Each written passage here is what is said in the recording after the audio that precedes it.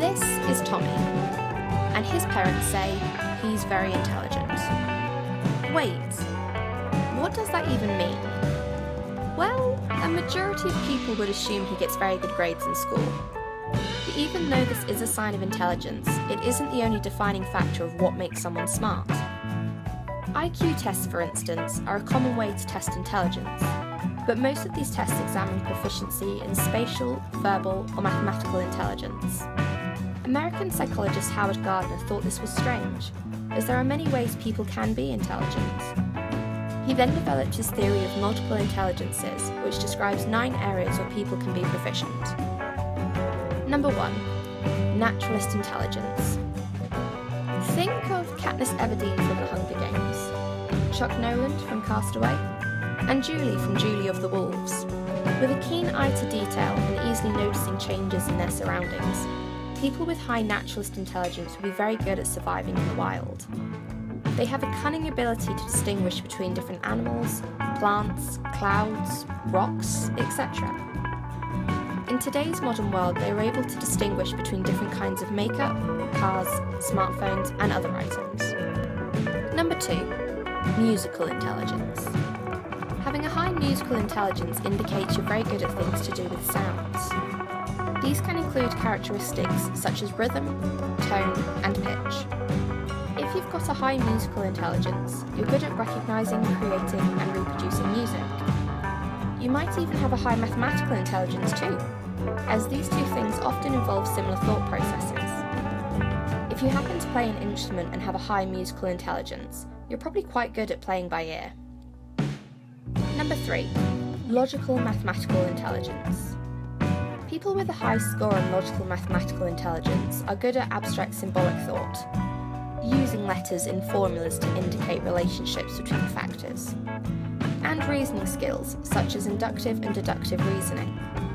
They are good at considering hypotheses, carrying out calculations, and quantifying data. Number 4.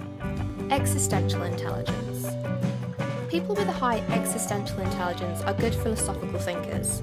They are good at philosophizing and thinking about questions that might not have a real, definite answer. They have a sensitivity towards the deeper questions of life and like challenging related concepts.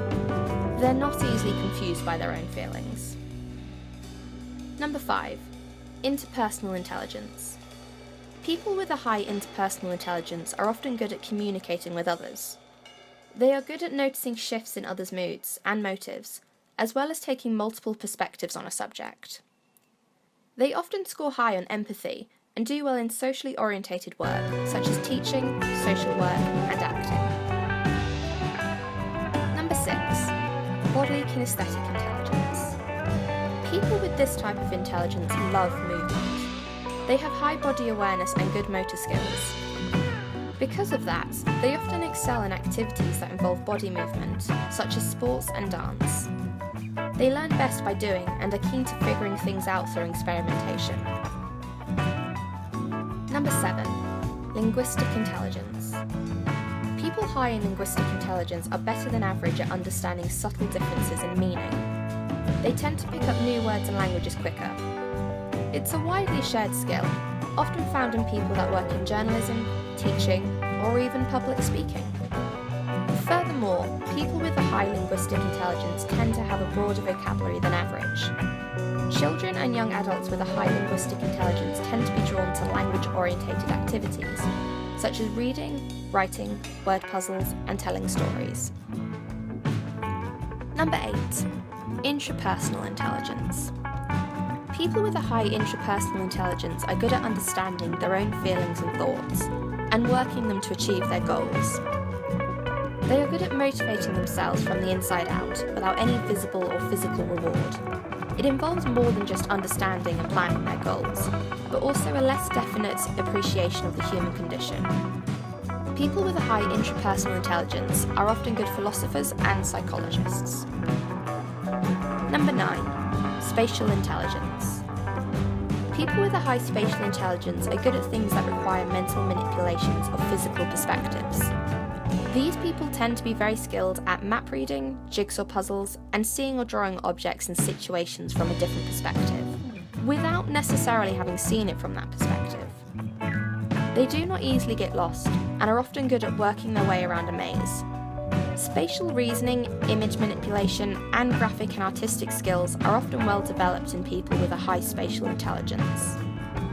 People with this skill are often good at sailing, being a pilot, sculpting, painting, or designing architectural features and spaces. Young people with good spatial intelligence are often drawn to visually stimulating activities, like drawing. So, those are the 9 types of intelligence.